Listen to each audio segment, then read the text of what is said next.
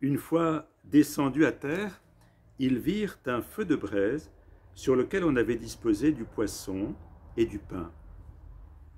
Jésus leur dit « Venez déjeuner ». Aucun des disciples n'osait lui poser la question « Qui es-tu » Il savait bien que c'était le Seigneur. Alors, Jésus vient, il prend le pain et le leur donne.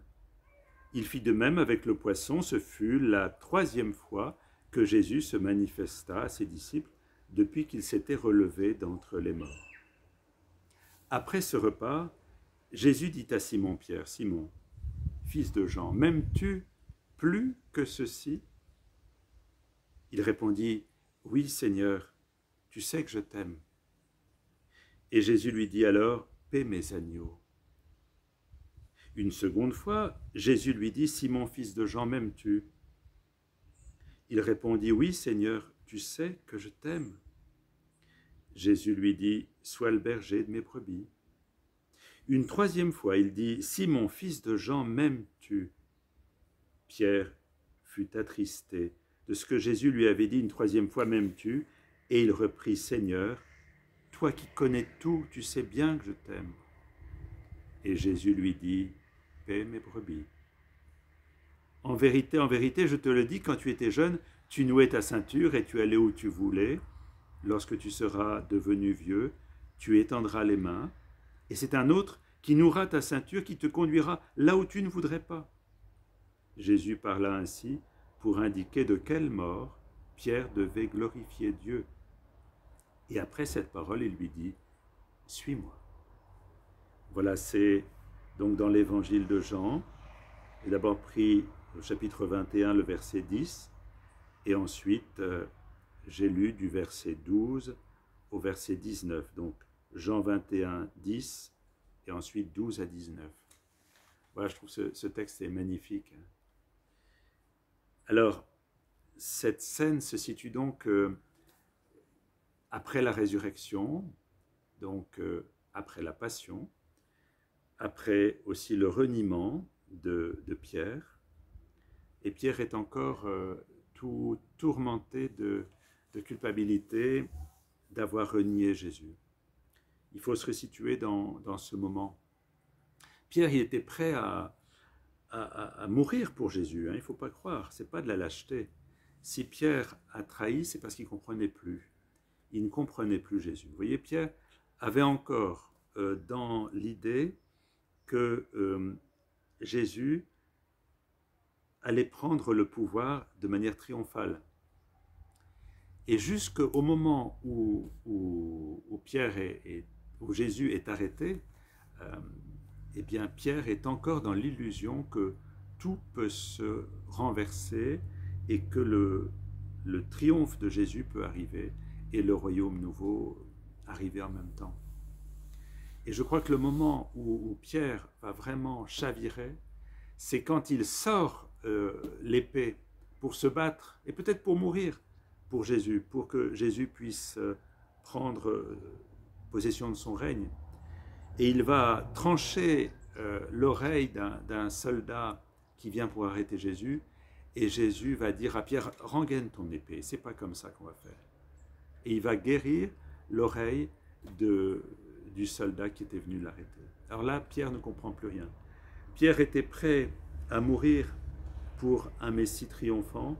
Il n'est pas prêt à mourir pour quelqu'un qui se laisse mener comme un agneau à l'abattoir. Et à ce moment-là, Pierre perd vraiment le sens de ce qu'il est en train de vivre et il va s'éloigner de Jésus. Son cœur va être brisé parce qu'il va garder cette affection profonde par Jésus, mais il ne comprend plus Jésus. Il a l'impression de s'être trompé pendant toutes ces années, ces 3 ans, en suivant Jésus. Et à ce moment-là, il ne peut plus le suivre. Et il va dire qu'il ne connaît pas Jésus. À 3 reprises, « Je ne connais pas cet homme, je ne connais pas cet homme. » Pourquoi? Non pas par lâcheté, mais parce qu'il est totalement déstabilisé, il ne comprend plus rien.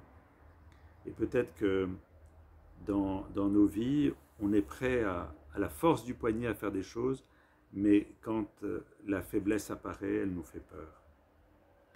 Alors voilà, on en est là. Donc Pierre a renié, Pierre est complètement meurtri de cette de cette trahison dans laquelle il s'est enferré, et Jésus est ressuscité. Vous voyez, le triomphe arrive autrement par la grâce du Père qui ressuscite Jésus. Et que se passe-t-il à ce moment-là? Eh bien, au bord du lac, après une pêche miraculeuse à nouveau, vous savez ce qui se passe avant? Eh bien, je le rappelle, je ne l'ai pas lu là, mais voilà, ils sont en train de pêcher, ils ont pêché toute la nuit sans rien prendre. Et puis, Pierre est avec d'autres apôtres dans la barque. Et puis, il y a sur le rivage, au loin, quelqu'un qui les interpelle et dit « Alors, les enfants, là, vous avez pêché ?» Alors, ils disent « Non, on n'a rien pris. » Et à ce moment-là, Jésus dit ben, « Voilà, jetez les filets les filets à droite de la barque. » Alors, ils disent ben, « C'est absurde, on va pas prendre du poisson là, c'est pas possible. » Et Pierre dit « Allez-y, faites-le. » Donc, il lance les filets et les filets sont pleins, craqués. Et alors Jean, qui est le plus intuitif, il repère, mais il dit c'est le Seigneur. Parce que Jean se souvient qu'une autre fois, Jésus a déjà permis une pêche miraculeuse comme ça. Et Pierre, alors c'est assez curieux parce qu'on dit Pierre était nu et il s'habille pour se jeter à l'eau. Habituellement c'est le contraire, mais enfin bon. Donc voilà, et c'est comme ça que Jésus se manifeste et on arrive à cette scène où quand ils arrivent avec leur filet plein, 153 poissons, ça représente un peu toutes les espèces de poissons, ce qu'on imaginait à l'époque, 153 espèces. Donc c'est toute l'humanité qui est présente là. Et Jésus, dans une grande délicatesse, Jésus ressuscité, il ne fait pas le Seigneur, il a préparé du poisson et du pain sur un feu de braise. Et il va nourrir ses disciples là, c'est très beau.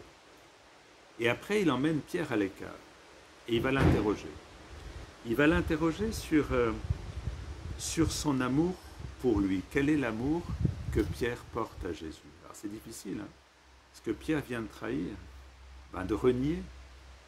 Alors quel est son amour? Et Pierre, à 3 reprises, donc est interrogé par Jésus. Jésus dit à Pierre, Simon, fils de Jean, m'aimes-tu? Alors pour dire aimer en grec, il y a trois verbes différents. Il y a eros. Eros, c'est l'amour passionnel entre des amants, entre des époux. Donc l'amour voilà, de désir, ça c'est eros.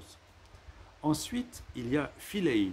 Philéi, c'est l'amour d'amitié, l'amour de fidélité d'un ami pour son ami, d'une amie pour son ami, qui est un amour inconditionnel, qui est fait d'affection, de tendresse, d'accueil de l'un de l'autre, et qui est d'une extrême qualité. Cette amitié, c'est fondamental. C'est la relation vraiment qui nous unit aux autres, à ceux qui nous ont choisis et que l'on choisit, comme cette intimité la plus profonde du cœur, qui est fait d'un grand respect. Et puis, il y a un troisième amour, qui est l'amour fondamental et qu'on appelle agapé.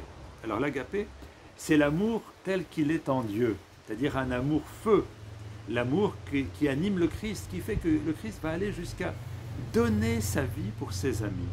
Donc un amour qui renonce à lui-même pour que l'autre existe. Et c'est l'amour que Dieu nous manifeste en Jésus, un amour totalement gratuit, totalement sans limite, qui vient nous chercher au plus profond, qui nous entraîne au plus extrême du bonheur et qui renonce à lui-même pour que l'autre existe. Un amour qui s'efface, c'est l'amour du Christ au pied de ses apôtres, le jeudi saint, quand il lave les pieds de ses apôtres, il ne fait pas le Seigneur, il est serviteur. Et voilà que, alors, quels sont les verbes? Parce qu'à 3 reprises, donc, Pierre est interrogé. Alors la première fois, Jésus dit à Pierre, « Simon, fils de Jean, m'aimes-tu plus que ceci ?» Simon, fils de Jean, m'aimes-tu plus que ceci? Et Pierre répond, « Oui, Seigneur, tu sais que je t'aime. » Alors quel est le verbe qu'emploie Jésus? Eh bien, c'est le verbe agapé. Vous voyez, donc Jésus dit à Simon, Simon, est-ce que tu as cet amour fou qui fait que tu donnerais ta vie pour moi, tu renoncerais à toi-même pour moi? Et plus que ceci, c'est-à-dire que tous les autres apôtres qui sont là, tu les aimes, tu m'aimes plus que tous ceux qui sont là ne peuvent m'aimer. Ah, vous voyez comment Pierre pourrait répondre oui à cela, puisqu'il vient de renier, il vient de trahir, il n'a pas été présent au moment où il aurait fallu. Donc, Pierre répond, oui Seigneur, tu sais que je t'aime. Alors quel est le verbe que Pierre emploie? Eh bien, c'est le verbe philéi. Il ne va pas dire non, non, je ne suis pas capable de donner ma vie pour toi. Tu as bien vu, il y a quelques jours, je t'ai laissé là en plan quand tu allais pour être condamné et crucifié. Je suis parti, mais j'ai pour toi, Seigneur, une amitié sans limite. J'ai une affection immense, mais je sais que je ne pourrais pas dire aujourd'hui ce que je t'ai dit il y a quelques jours, que je donnerai ma vie pour toi, là, je ne peux plus le dire, c'est pas possible. Oui Seigneur, tu sais que j'ai de l'amitié pour toi. Alors, ensuite, Jésus lui dit, paie mes agneaux. Après cette réponse, qu'est-ce que ça veut dire, paie mes agneaux? Eh bien, sois le berger, sois le bon berger, voilà. Malgré que tu ne puisses pas donner ta vie pour moi, aujourd'hui tu dis que tu ne peux pas, eh bien, tu vas être le bon berger. Et dans Jean chapitre 10, au verset 11, le bon berger se dessaisit de sa vie pour ses brebis. C'est-à-dire que Jésus dit à Pierre, tu me dis que tu ne peux pas donner ta vie par agapé, eh bien je te dis que tu vas être le bon berger, c'est-à-dire que tu vas pouvoir donner ta vie, se dessaisir de ta vie pour les brebis. Bon, deuxième question. Une seconde fois, Jésus lui dit, Simon, fils de Jean, m'aimes-tu? Il répondit, oui Seigneur, tu sais que je t'aime. Alors, de nouveau, Jésus, il provoque, il lui dit, est-ce que tu as de l'agapé pour moi? Est-ce que tu es capable de donner ta vie pour moi? Est-ce que tu es habité par cet amour divin qui arrive à renoncer à lui-même? Est-ce que tu as cet amour fou pour moi? Et Pierre répond, Seigneur, tu sais que je t'aime. Et il ne va pas répondre, j'ai cet agapé. Et de nouveau, Pierre dit, eh bien, j'ai une affection immense pour toi, Seigneur. J'ai une tendresse immense. Tu es vraiment l'ami parmi les amis. Mais je ne dirai pas non, que je peux donner ma vie pour toi, je ne m'en sens plus capable. Voilà, question, réponse. Pierre ne se met pas au niveau où Jésus l'appelle à être. Il dit, je ne peux pas. Je sais mes limites maintenant. Je sais ma pauvreté. Mais j'ai une affection immense pour toi. Et Jésus insiste, eh bien, sois le berger de mes brebis. C'est-à-dire, eh bien, tu vas te dessaisir de ta vie, puisque moi je te le dis, tu vas pouvoir te dessaisir de ta vie. Bon, c'est bien mystérieux. Pierre dit qu'il ne peut pas, et Jésus lui dit, ben, tu peux. Tu vas pouvoir. Une troisième fois, il dit, Simon, fils de Jean, m'aimes-tu? Ah ben, il insiste. Et Pierre fut attristé de ce que Jésus lui avait dit une troisième fois, m'aimes-tu? Il reprit, Seigneur, toi qui connais toutes choses, tu sais bien que je t'aime. Alors là, c'est extraordinaire. Vous avez vu le premier niveau, Simon, fils de Jean, m'aimes-tu? As-tu plus que les autres? Deuxième question, est-ce que tu as un amour d'agapé pour moi? Troisième question, eh bien Jésus, cette fois-ci, va se mettre au niveau de Pierre. Il lui dit, Simon, fils de Jean, m'aimes-tu? Et il emploie le mot philéi, c'est-à-dire, Simon, est-ce que tu as pour moi de l'amitié? Cette amitié du cœur profond. Est-ce que tu as cette amitié, cette affection, cette tendresse profonde? Je ne te demande plus si tu es capable de m'aimer de cet amour divin, mais cet amour tout simple. Alors là, Pierre est peiné, parce que ça fait déjà 2 fois qu'il dit à Jésus qu'il l'aime de cette manière d'amitié essentielle. Comment? Pourquoi, Jésus, tu me le demandes? Je t'ai déjà dit 2 fois, tu ne me crois pas? Mais oui, j'ai cette amitié pour toi.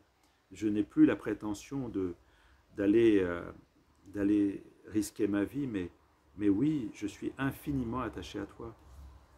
Alors Jésus lui dit, voilà, bien si tu as cette affection pour moi, cette amitié, même si tu penses que tu ne peux plus donner ta vie pour moi, bien tu vas être le berger de mes brebis, paie mes brebis. C'est-à-dire que voilà, tu vas pouvoir faire ce que tu ne penses pas être capable de faire. Parce que c'est ça qui est merveilleux avec le Seigneur, c'est que ce n'est pas à la force du poignet. Vous savez, on voudrait toujours donner notre vie par nous-mêmes, se sacrifier,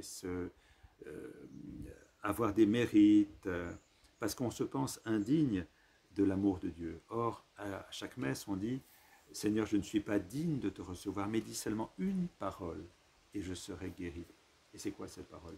Et cette parole, c'est « Je t'aime ». Le Seigneur nous dit à chacun, à chacune d'entre nous « Je t'aime d'un amour personnel infini. Je t'aime tel que tu es. Et dans cet amour, je vais t'entraîner là où tu ne penses pas être capable d'aller. » Et d'ailleurs, la fin de cet évangile se dit, est très claire. « En vérité, je te le dis, quand tu étais jeune, Pierre, tu nouais ta ceinture, tu allais où tu voulais. Lorsque tu seras devenu vieux, tu étendras les mains, et c'est un autre qui nouera ta ceinture et te conduira là où tu ne voudrais pas. » Jésus parla ainsi pour indiquer de quelle mort Pierre devait glorifier Dieu. Et après cette parole, il lui dit 6 mois. C'est-à-dire que Pierre va effectivement donner sa vie par amour du Christ, par amour des brebis que le Christ leur a confiées. Et il va mourir martyr à Rome, mais non pas tel qu'il l'aurait pensé. C'est un autre va le conduire. Ce ne sera pas en force et, je dirais, en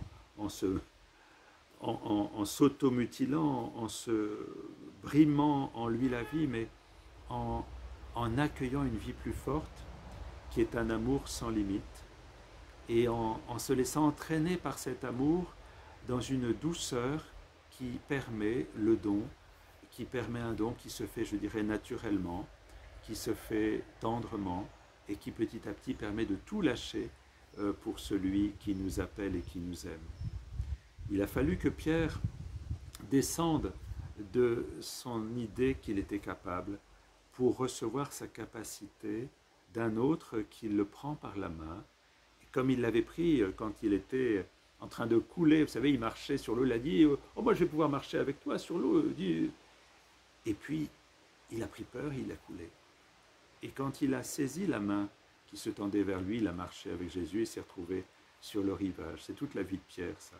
Passer de l'impression de pouvoir y arriver par lui-même à la certitude, ce qu'on appelle la foi, la certitude qu'un autre va pouvoir lui permettre de faire des choses qu'il n'aurait jamais finalement pu imaginer accomplir. C'est ce que dit saint Paul. Le Christ nous permet, réalise en nous des choses que nous ne pouvons même pas concevoir, ni même désirer. On se dit, mais je ne pourrais pas. Eh bien, avec lui, on accède au bonheur de pouvoir voir se réaliser des choses que jamais on n'aurait pu imaginer, pouvoir réaliser par nous-mêmes une fois qu'on a fait l'expérience de notre fragilité. Une fragilité habitée par l'amour, c'est une fragilité transfigurée. Nous sommes divinisés et entraînés vers des horizons que nous n'aurions jamais pu imaginer atteindre par nous-mêmes. C'est un programme plein de joie et d'espérance. C'est le chemin pour tout disciple qui accepte de devenir le disciple, l'humble disciple du Seigneur et de glorifier Dieu par sa vie.